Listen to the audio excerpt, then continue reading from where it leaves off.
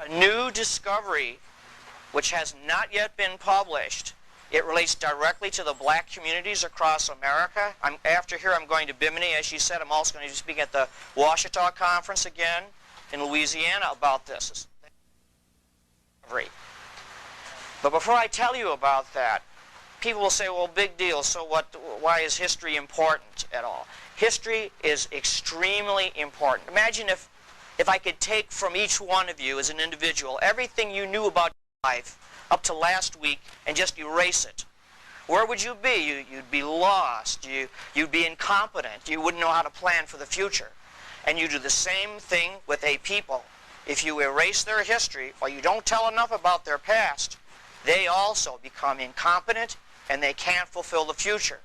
And that's why a lot of people in the black community have felt, well, how come all of the dreams of the civil rights movement aren't yet fulfilled? And one reason is because this history is still suppressed.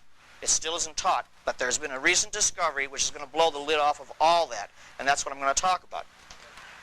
Now, basically, what science has now found, although this is suppressed for the most part, there have been some great researchers. You have some wonderful books here, like by Evan van Sertima, who's talking about these things. This is not taught in your public schools, although it will be. The history that the children are learning today is not going to be history that's going to be taught in the next 25 years. It's going to be radically different. We now know for a fact that long before Columbus, there were 4 major migrations of blacks to the Americas, different parts of the Americas, for totally different reasons, totally separated from each other by many centuries. But nonetheless, there were these black, you can call them migrations, but they were not entirely. I'll describe, and you can make up your own mind what they were. The most recent of these took place about 400 years before Columbus was even born, and it's all outlined in a marvelous book over there. It's called The Golden Trade of the Moors. And it is now known that the West African Kingdom of Mali had huge fleets of merchant vessels, and that these kings, these black kings of West Africa, began sailing across the Atlantic to Mexico as early as 900 AD. Now, why did they do that? They did that for trade, not for conquest or invasion. They did this for trade. Mali was very wealthy in gold. They had lots of minerals.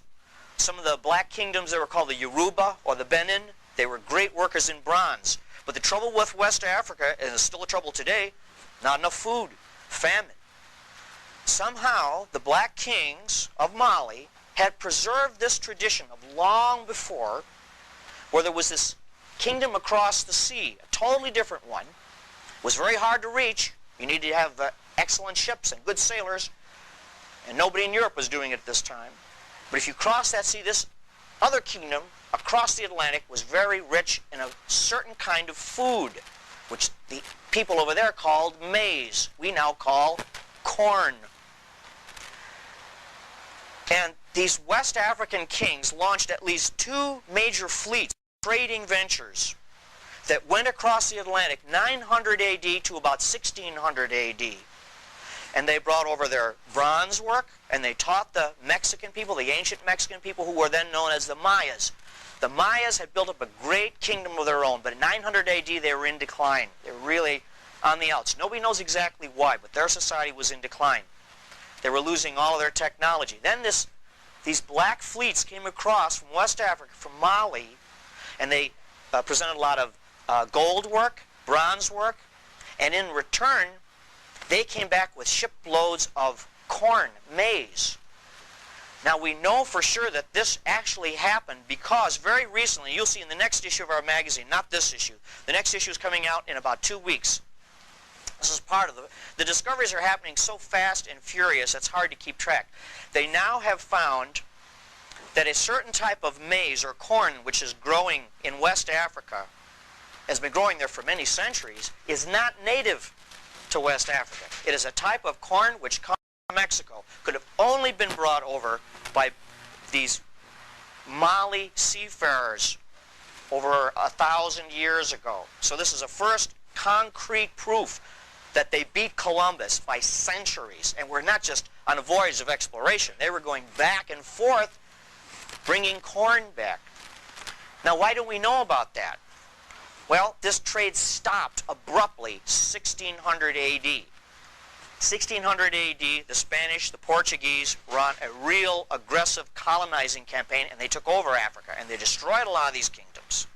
And with the destruction of these kingdoms went all the knowledge and all the history of these past trades. This is a tremendous lesson for us because, you know, we're so proud of our American civilization. We think it'll go on forever. But when a civilization falls, history tells us it takes almost all memory of it with it. Civilization is really very fragile. And that's why these lessons from the past are very, very important. If we want to preserve our civilization, we have to learn what happened to these others that crashed. So we know for sure between 900 and 1600 AD, long before Columbus was even born, as I say, these blacks were trading, these black kingdoms were trading with Mexico. If I have to refer to my notes, it's because this is new to me as well.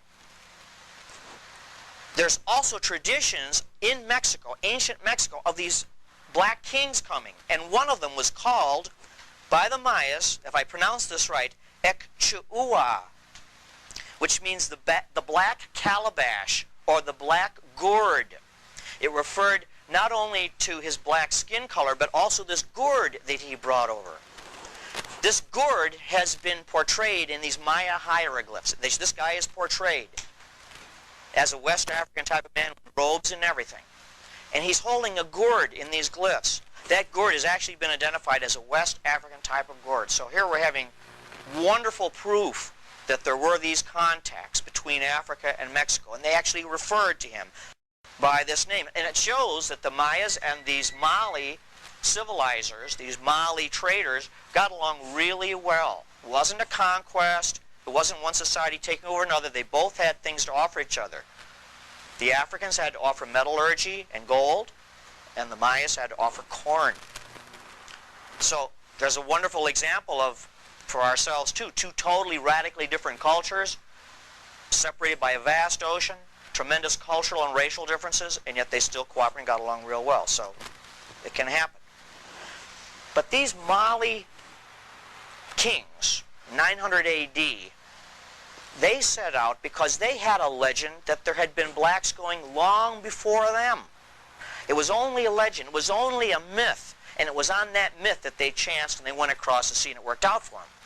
But that myth traced all the way back to an even earlier black contact between Africa and America. And I'm talking about now not Mexico, but what we call now the United States.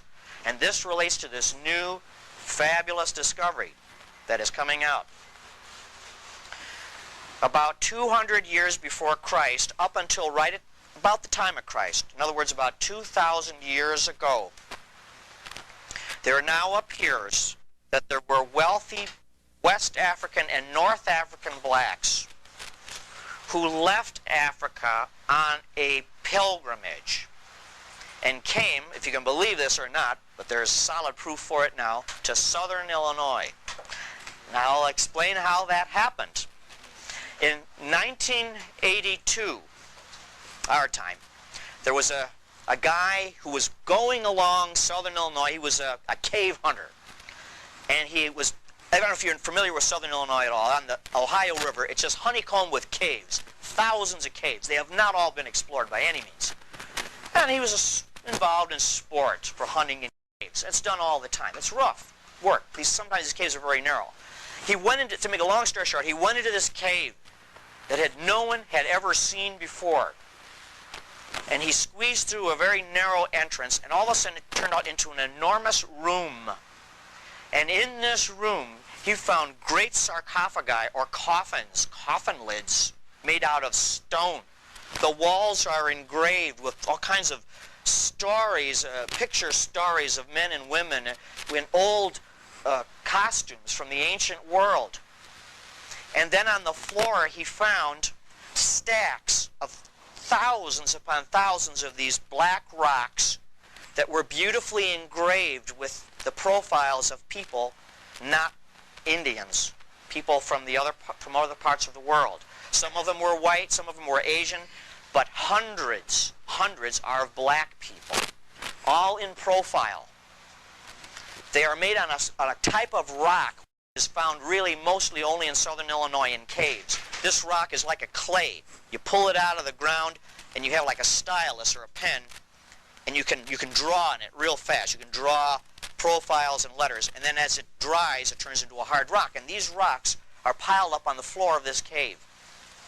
Now this man's name is Russell Burroughs. He's not an archaeologist, he's just a spelunker, he's a cave enthusiast. He brought these out over time. They're very difficult to bring out because the cave entrance is so narrow. And he's brought out now almost 10,000 of these magnificent tablets. They're very crude looking as rocks are concerned, but the drawings are beautiful. And they show the profiles of black people, some with scarification, which is West African, mostly with not that, some with specifically West African robes, which are still used today. Some will have a man on one side and a woman on the other. Some will be entirely women. It has each one of these 10,000 have a script associated with these pictures. Nobody's been able to translate the script. Well, since 1982, this place has really been contested a lot, but finally some professional archaeologists are involved, some top archaeologists, and they have verified that it is all authentic, and they have dated it now, and there's going to be a lot of information released in the next few weeks and months about this find. Who are these people portrayed in this cave? Not all black, but a lot of them are black. Some of them will show like a black man with a kind of a sailor's cap, and in the background will show like a ship or a fish. It seems as though they're portraying a captain or a sailor of some kind. It's now understood, it's very involved, complex. You'll see the whole story in our magazine in the next few issues. It appears as though around the time of Christ, just before the coming of Christ, in Rome, there were a great many mystery cults. And these mystery cults, they were called mystery because they were secret, not because it was a mystery. It was secret. And in order to get into this mystery cult, you had to go through different levels of initiation, like the Freemasons, you know, which are not unrelated to it, believe it or not. There were many mystery cults like this, the cult of Osiris, the cult of Isis, and a lot of other cults we don't know about. And to get into these cults, we do know you had to pay money, you had to be fairly well off, and the final stage of all these mystery cults, you had to go on a long pilgrimage, a long quest. All that cost money, but you would go on this long quest to a sacred place. And at that final sacred place, you go through an initiation of some kind. And when you went through that initiation, you were finally a member of this mystery cult. And these mystery cults were all the same in that they promised the individual who went through this initiation eternal life. You didn't die. You survived after life. And these levels of initiation showed you how your soul made this progression. All that's been lost, although some of it has survived in Christianity, which is basically the same. That you don't die. If you are a good Christian, you go eternal life with Christ. And some of these ideas apparently were shared in common. Now these blacks apparently, they all look well fed. There are no starving people portrayed in this. And they all are with jewels and everything. So they're well-to-do people. That fits. What the archaeologists now think is that these wealthy people, no matter what their race was, but a lot of them were black, would participate in this mystery cult, would cross the sea and come to a cave. This specific cave in southern Illinois was the holy place. It was far away. It was hard to get to. It was extremely secret. It was part of the mystery cult, but they knew about it. Apparently the Romans knew about it. This is like a Roman cult that was open to anybody that could afford to go through it. And they went through their final initiation, whatever it was, in this cave. And when they were finished, they had their portraits drawn. It's just like you have your picture taken when you graduated, right? And then in the Catholic Church today, we still have things called votive candles and votive statues. Like you'll go to a church and you light a candle and you leave part of yourself there. Or you'll have like a statue of the Blessed Virgin or St. Joseph and you'll leave it there. A little inexpensive statue. The same idea seems to be working here. You would go through this mystery cult. You'd come all the way across the ocean on this great hard quest, all the way to southern Illinois to this strange cave. You'd go through these rituals, and when you completed them, they would draw your portrait real fast and put your name on there, and then they would store it in the sacred cave. You didn't take it with you. That's why it's done on kind of crude stone, although the drawings are not crude. The drawings are excellent. And these inscribed tablets were put in this cave because it was like the votive part of you. You left that part of you there. So when you went back to Rome or Africa or wherever it was, part of you was still in this cave. And it is no hoax. It was one time I thought maybe it was a hoax, but now they found over 10,000 of these. They're beautifully done. It's beyond anybody to hoax this stuff. So here's this earlier migration. And because it was part of a mystery cult, it was not well publicized. And so we can kind of excuse historians for saying, well, there were no Romans or blacks or anybody at that time going across the ocean, but there were. The reason they didn't know about it because it was part of this mystery cult. Something of that myth, though, must have survived all the way into Mali times, up into 900 AD, when those kings of Mali decided to cross the ocean. Those two black migrations to the Americas are not the only two. There are two more, two earlier ones still. We go way back in history.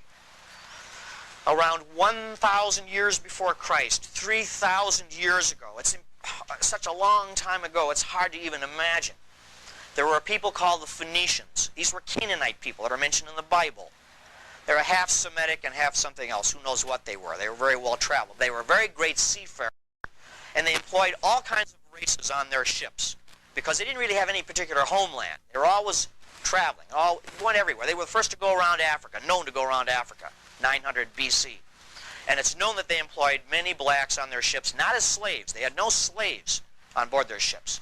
But they did have sailors. They did have captains. These people definitely crossed the ocean also to Mexico. It made a very strong impact on a civilization called the Olmecs.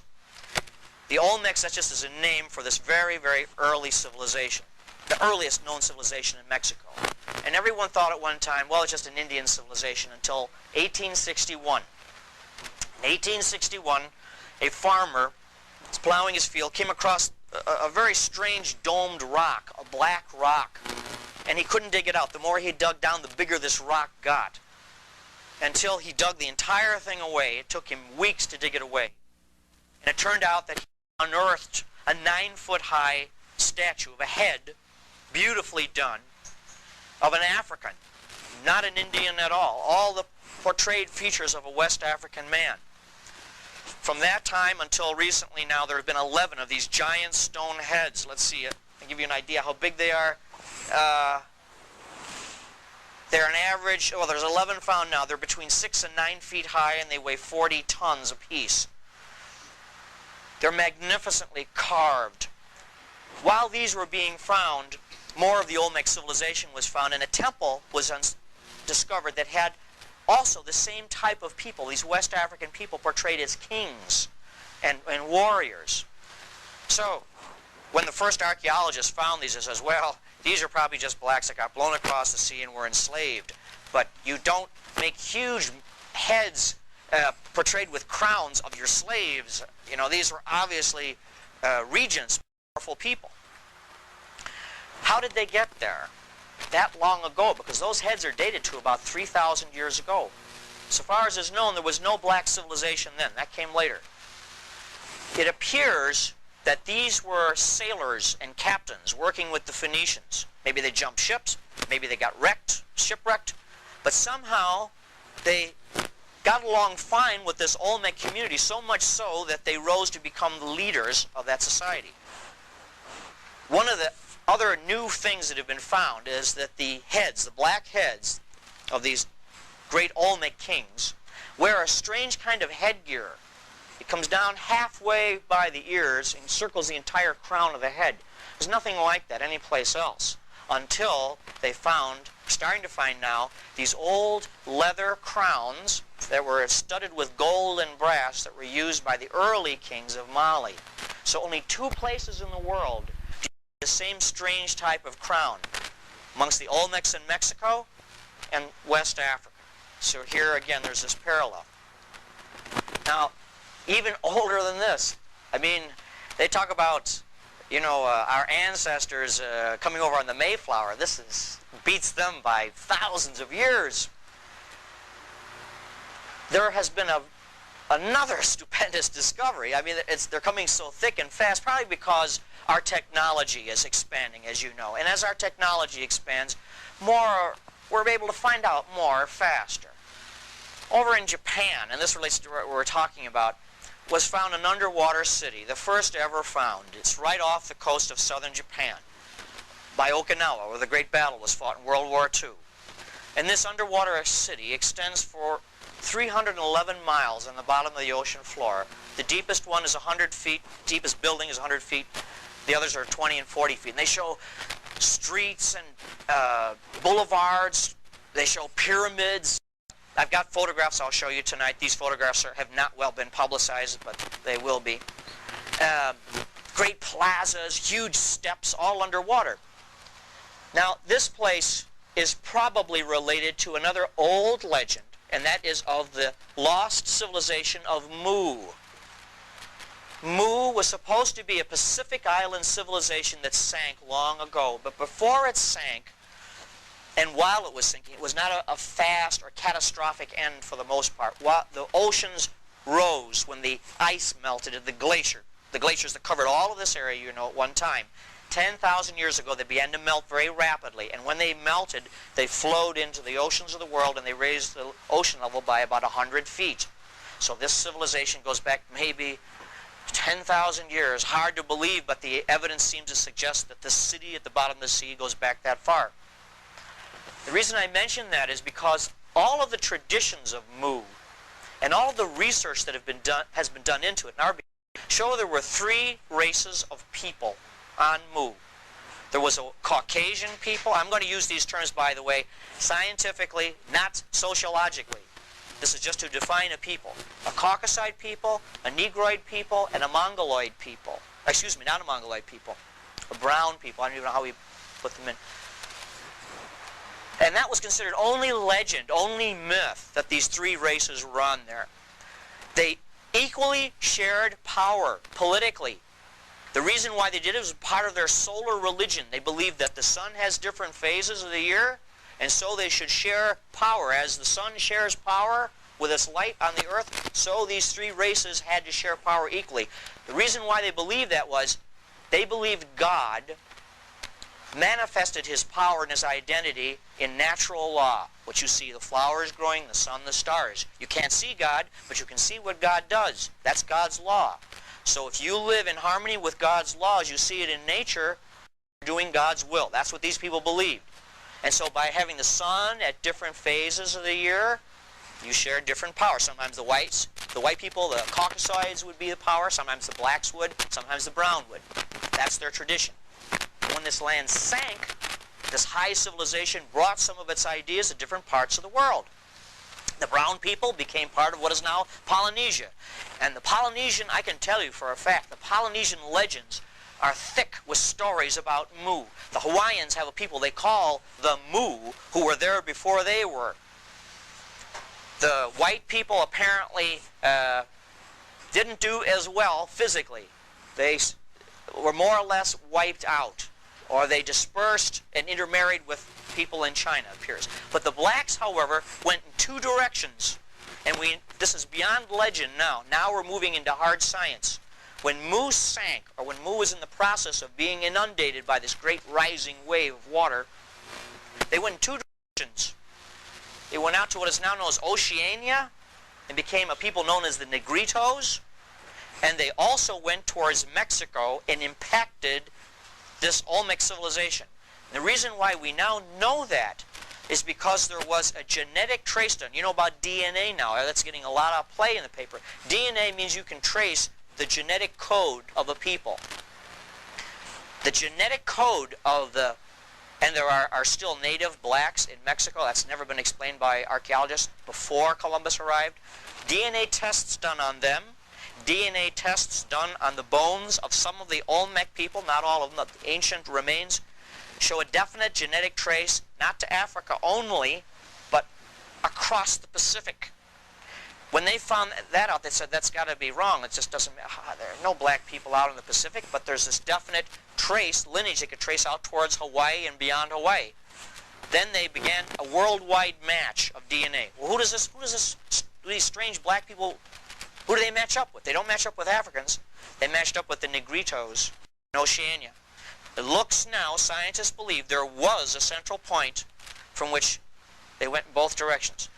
So this is a marvelous heritage. And, you know, some people say, well, you're a white guy, how can you talk about stuff like this? I get flack from this on both sides. The purpose of our magazine is to tell the truth about what happened to our country and our continents before Columbus. And if it shows that there were white Vikings here, and there were, we tell that. And if it shows that there were Asians here visiting, Chinese here visiting Mexico, we'll tell about that. And if there were blacks here, we have to tell that too. That's all part of our heritage. And I think it's thrilling and exciting for all of us. It's remarkable. So what we're telling you, I mean, this is just in a nutshell, and you're going to be seeing a lot more of this, not just in our magazine. Believe me, you're going to be seeing this on TV. It's bound to burst out because it's really known in the archaeological community. You've had 4 of these major impacts that the black people have made to the Americas, not only before Columbus was born, but before even Spain or Italy existed. That's the kind of roots that are in this country. And by knowing that, and the more you know about it, it's an empowerment. You're really rooted. You have got a heritage which is more than slavery. Sure, there was slavery, but that's not all. That's a small part of it. Long before that, there's a heritage of kings, seafarers, religious missionaries, and they were all here. But it happened so long ago, there's just so little of it left. And that's basically my story.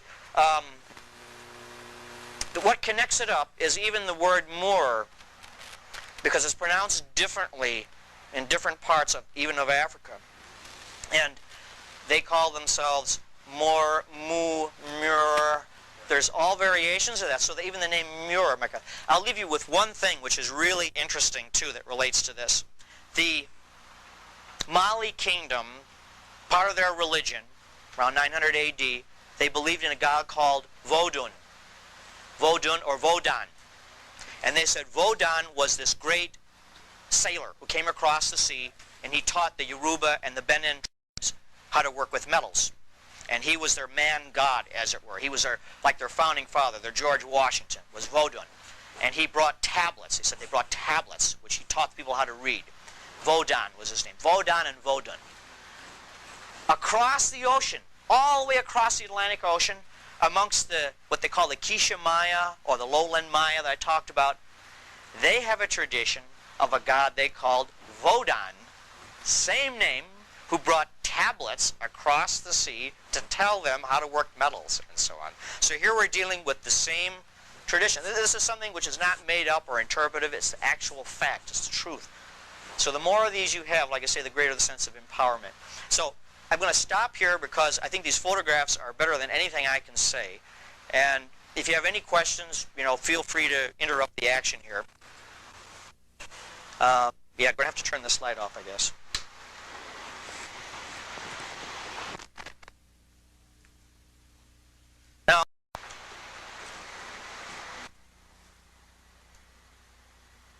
This is something I hadn't got time to go into because it's so long, but it's really interesting. This is a drawing from life that was made, believe it or not, by a so-called American Indian, the southern coast of California.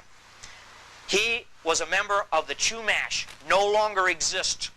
When the Spaniards met up with these people, they said, these are civilized Indians. They got along extremely well with them.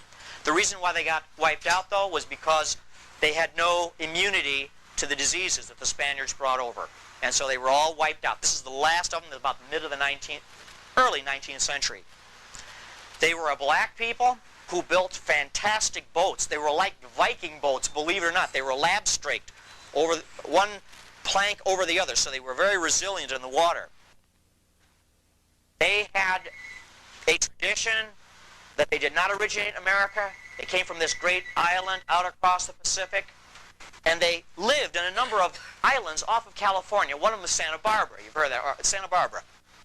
And they called Santa Barbara Limu. That was their name for it. So this man, probably the last of the Chumash, one of the last of the Chumash, represents one of these people from Mu, the very early times. These are representations from Ivan Van Sertima's book. You've got one of them here. It's excellent.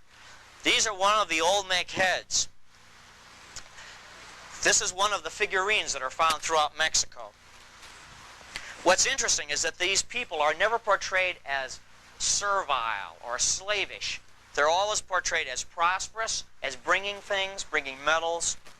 Oh, I forgot to mention, too, a grave was found in the Virgin Islands of a skeleton that was dated back to about, not too long ago, to maybe about 1200 AD. But still, centuries before Columbus came here, definitely had a black skull, negroid skull, and he was buried with an iron tool. Well, according to what we've been told, the people in Virgin Islands had no iron, but the Mali were great iron workers. This is another one of the numerous figurines that were found in a burial urn with gold and so forth. So it's obviously done out of respect. This is from a place called La Venta, Mexico. It's dated to about 200 AD. This is a beautiful obsidian ware. It was dark, you could see. This is a beautiful black obsidian, which apparently shows a boy bearing, this is not in a servile position, by the way. This is a religious position. This represents the heavens. He's holding up the heaven. There's a Mixtec inscription up here, meaning that this is the sky. So he's not being oppressed or anything. It might look that way, but it isn't. He's holding up the sky. This is dated, well, they haven't got a good date on it because you cannot date obsidian. But they did find some material around it, which may or may relate to its date. This goes back to early Maya time. Extreme northern reaches of the Maya civilization. This represents a person of great influence. This is found on the west coast of Mexico. The name escapes me now. The west coast of Mexico. I'm sorry, I forgot the site. He's sitting down. He's squatting down. This is the emblem of kingship. He's bearded. The Mayas did not grow facial hair at all. This is another one. This is a terracotta head from about 2,000 years ago. This is from the Atlantic coast. This is around La Venta also. This is one of the great Olmec heads. And when the archaeologists first saw these, they said, well, they're just typically Indians, you know. And but then they always neglect to say, well, how come the artists who made these always made them out of black basalts? You know, if they're Indians, why are they choosing that to work in? And this is part of this helmet, this marvelous helmet, which nobody could understand. There's no other parallel for this helmet found anywhere in the world except West Africa. Plus you have and then they said, well, they flattened the features so when they carved them, they could move them around without breaking them. And then it was found that they were carved right where they always were. They were never moved. The artists, to give you an idea how these things, how marvelous they are, they weigh over 11 tons apiece, and they were carried 200 miles. This is before the age of machinery, folks. You know, it's all handmade. Whoever got this, they were carried from the Tlaxcala Mountains, which are 200 miles away, 11 tons. They were set up, and then they were carved. So the archaeologists were proved wrong again.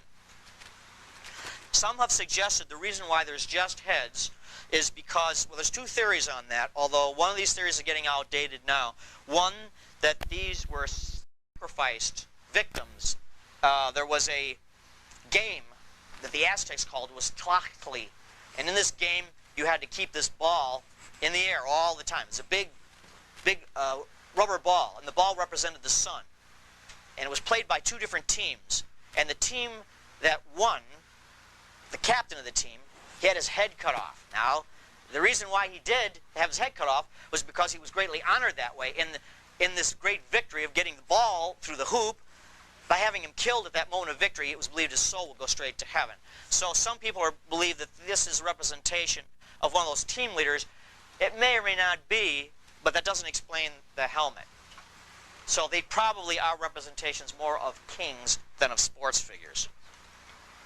This is a fanciful representation, but not that fanciful, of what Mu may have looked like from all of the descriptions. It was a very mountainous place. It was very large.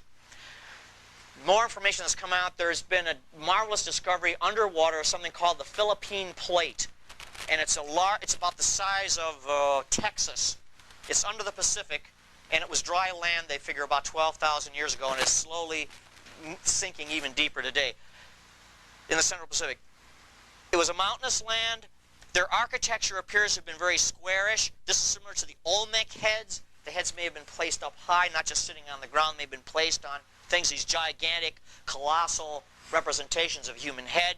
They were great seafarers. These are navigable rivers, but they also had a lot of great canals. So this is possibly what this land of Mu looked like. This would be the origin of human civilization.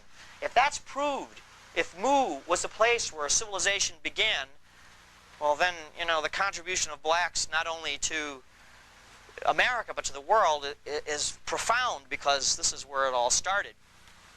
Now this is an artist's conception, but now we have some real photographs, or we shall. I guess I should just run through this very fast.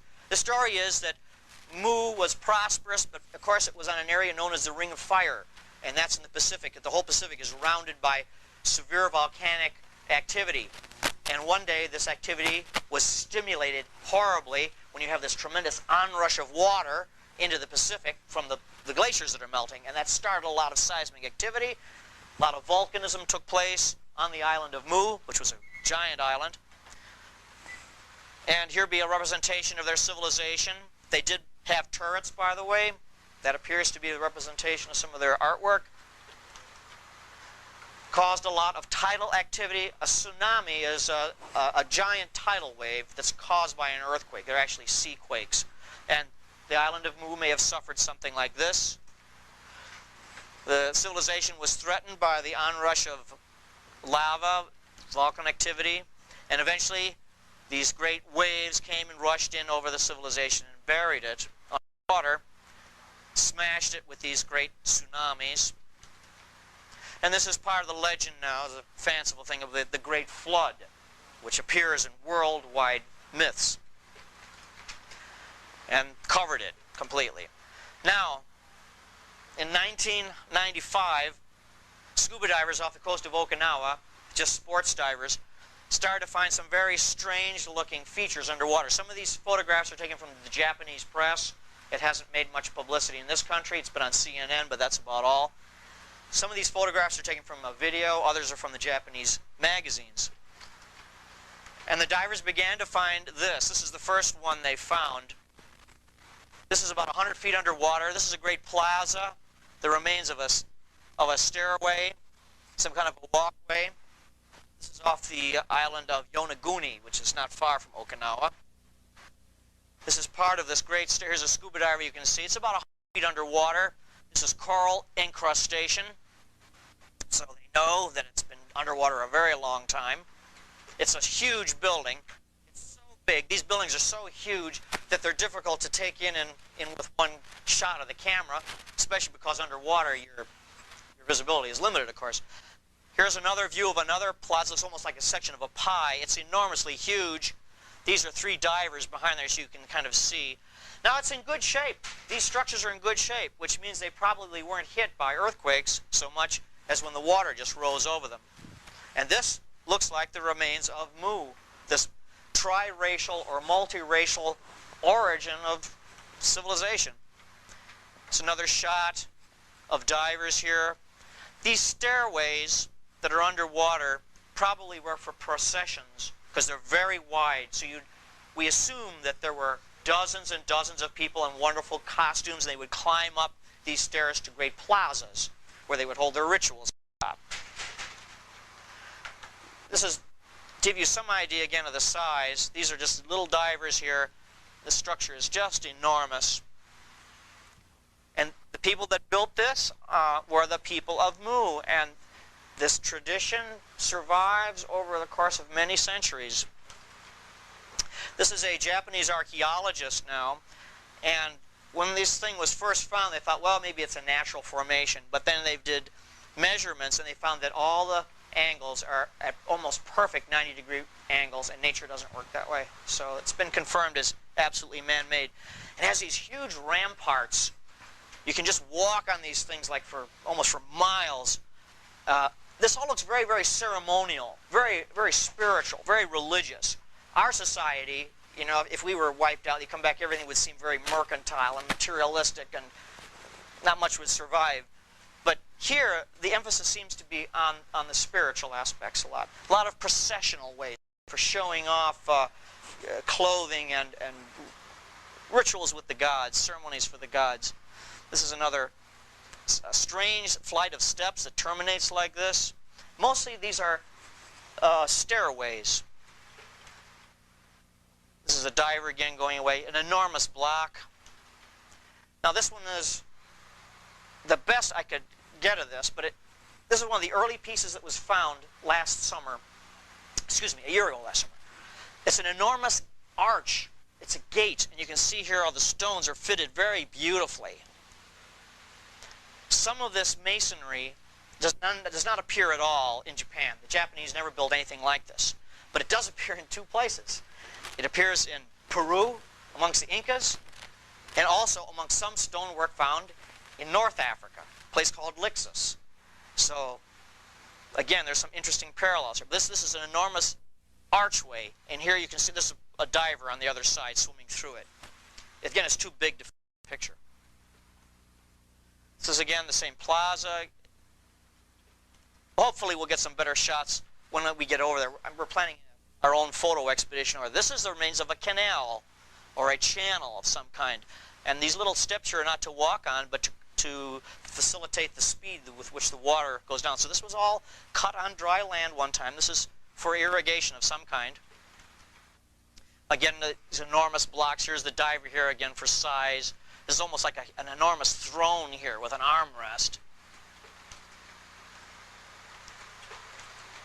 This is a drawing, of course, from Japanese television.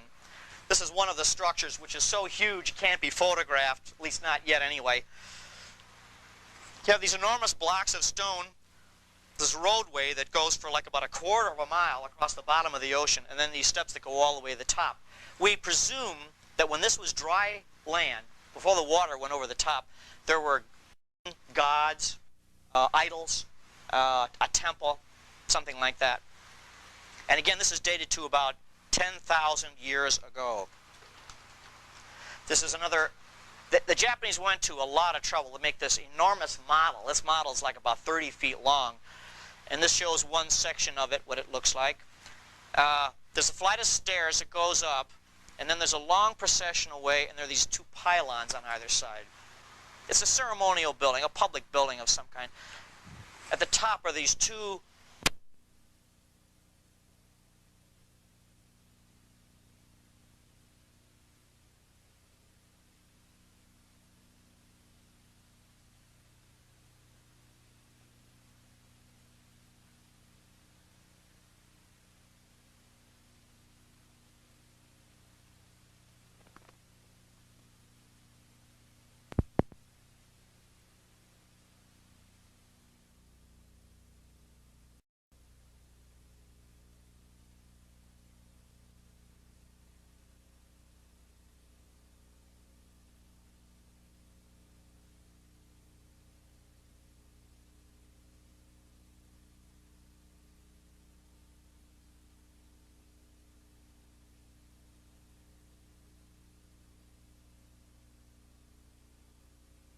As it appears that it has been seen. So, the dates for that are pretty good. This is an overhead view of one of the structures, again, basically what it would look like. This is of course, a drawing.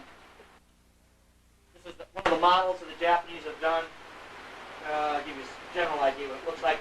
Apparently, this was natural rock, which the ancients terraformed, or molded in their own way, and then they built platforms on top. This is just a model of a boat, again, for size. And that's all. I just wanted to be able to share that with you. If you have any questions on this, I'd be more than happy to try to answer them. And yes, sir. Question about the gentleman holding his arms out. What was that standing up structure? Oh, let me just run that back then real fast for you. I think that's probably a model of a boat. Oh, that? It's in the air. Yeah, this is a model of a boat, just to give an idea for size. This yacht's about 40 feet long in real life, and this is to show you how big the structure is overall. It appears that there were like houses or some kind of temple foundations on top. They've all been washed away, of course. They were wood, and all that remains is the stone. But who do the Japanese say these people were? the Japanese are saying just exactly what I told you. They believe the same thing. They have traditions of Mu that go back centuries or thousands of years. But the real research on the triracial aspect of it came out about 1876 by a guy by the name of James Churchward. He was a colonel in the British Army. And he spent his whole life researching this before it was found. And he gathered up all the traditions of the time, the Japanese, the Polynesians, and so on. And the theme that came back over and over again was this triracial idea of these. And sometimes, like the Polynesians, didn't even know about whites or blacks because they were so isolated, some of them in their islands. But they said that's part of our tradition, that there was this black people who shared power with the brown people who they were descended from. So this is now being accepted by the Japanese because Churchward is like big authority on Mu.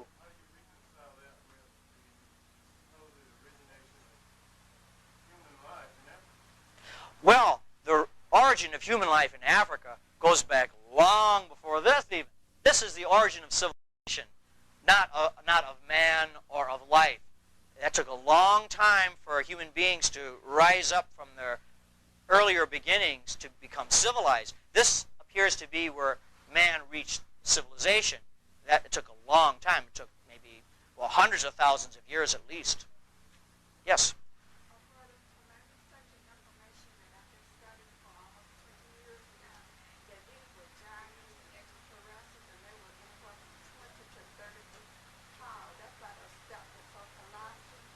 It's really strange to see these giant steps.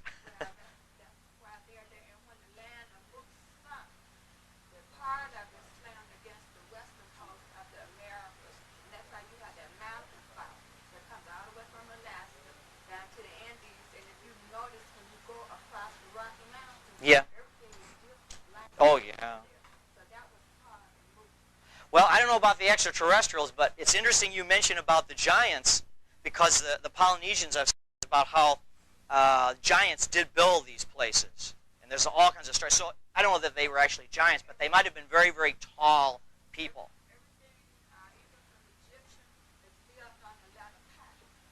That's right.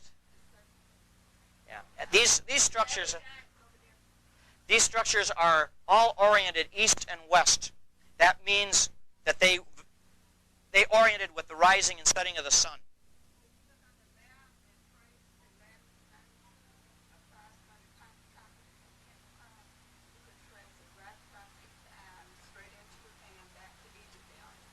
Right. Absolutely. Yeah, you've done good research. Yeah. Well, if you have no further questions, I really thank you for coming and letting me share this with you. I think this is interesting and important stuff, and we're going to be featuring more of it in our magazine. Yes? I have a question concerning these tablets and these letters. What do the letters look like? The letters, they look like part Egyptian, they look part Phoenician, but they're not. They look kind of Phoenician, they look kind of Egyptian. Now, some of the letters are Egyptian, and you can translate words, but you can't translate a whole sentence. So it's like a mix of something. But they haven't figured out what that language is on those plates yet. It looks Egypto-Phoenician. The plates are all being held by Mr. Russell Burroughs. He is the discoverer of the cave.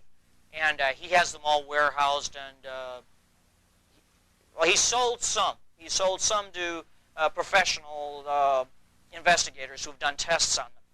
And it was important for him to do that because these investigators have proved that they're authentic.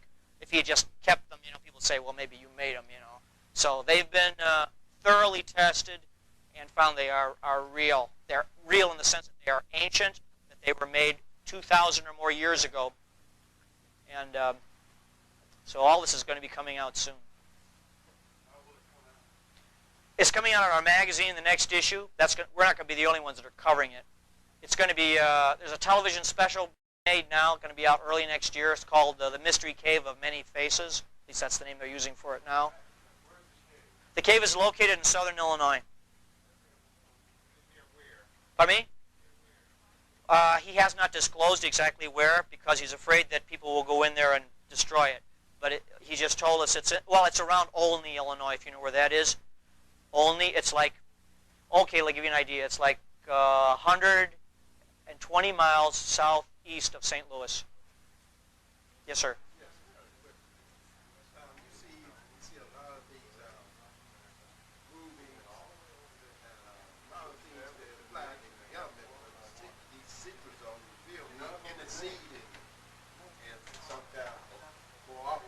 Yeah. Why is it that they haven't done this with this? Well, I think that there's all kinds of political reasons involved. People have their own personal agendas, and I don't want to really talk on that because I don't know why they would not want to share this. The only thing I know is that there's a new generation of people coming up now who are open to the possibility of people from Africa, especially from Mali, who came here and did great things. So it's coming out. I'm suspicious that the government hasn't interceded with this particular thing. I don't know. The government is very hard to second guess, So our opposition, or the only opposition we found to this, it really comes not from the government, but from old-style archaeologists. The reason why is because an archaeologist can't make much money by themselves. Archaeology doesn't pay. The only way you can make money being an archaeologist is to write a book, and you go to class, you have a class you teach, and you make all the students buy your book, see? And your ideas are in that book. And if somebody comes along and says, oh, no, there was somebody here before Columbus, then he's going to object to that because he doesn't have that in his book, see? So we're getting resistance from these old-style archaeologists, but they can't stop it now because it's too well documented. Yes, sir?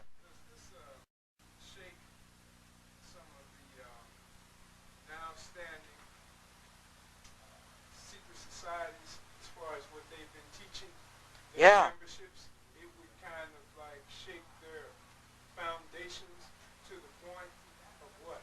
Well, I think some of these secret societies, I mentioned like the Masons, for example, the Masons have known about some of this for a long time, but they keep it all to themselves as part of their lodges. And so now some of the stuff is going to be public knowledge, so it'll be interesting to see how they react. It wouldn't be any, in other words, the money that people spend would be sort of like for what? Well, I don't know. I can't say that. Yeah, I don't think I can answer that authoritatively. I'm just a reporter. I'm not a political scientist or an archaeologist, and my job is just to get this stuff out. Well, I got to be honest about it. Okay.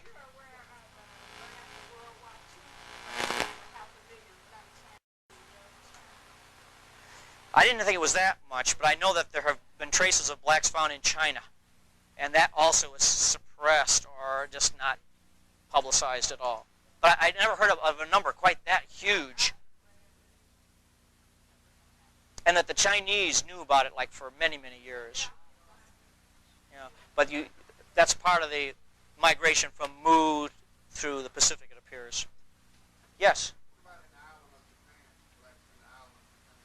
No, not in the islands of Japan so much, but it's an interesting point that the Japanese people represent, a homogeneous race, but the people on Okinawa, they're racially different. They're racially very, very different.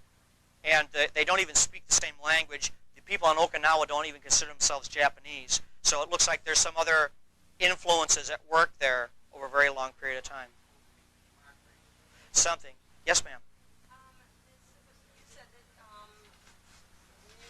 Mu was the first civilization. It looks that way. This is supposed to be before the ancient Egypt? Yes. Yes. Yes. Right.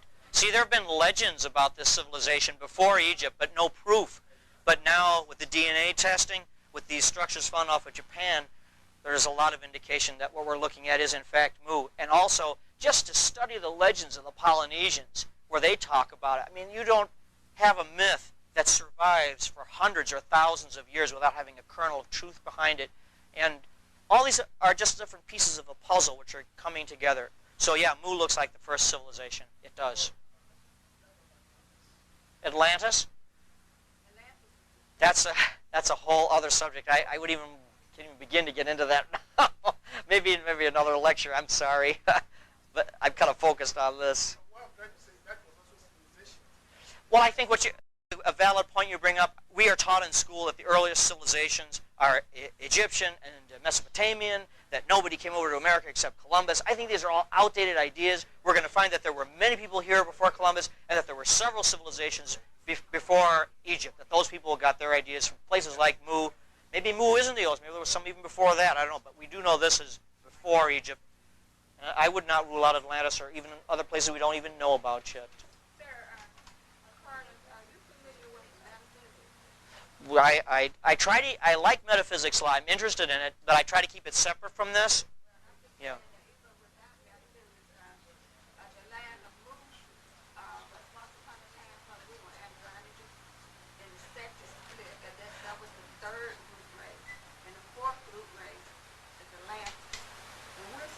The fifth. Yeah. Right, right. That's Madame Blavatsky and the Theosophists. Oh. Well, you're ahead of me there, I think.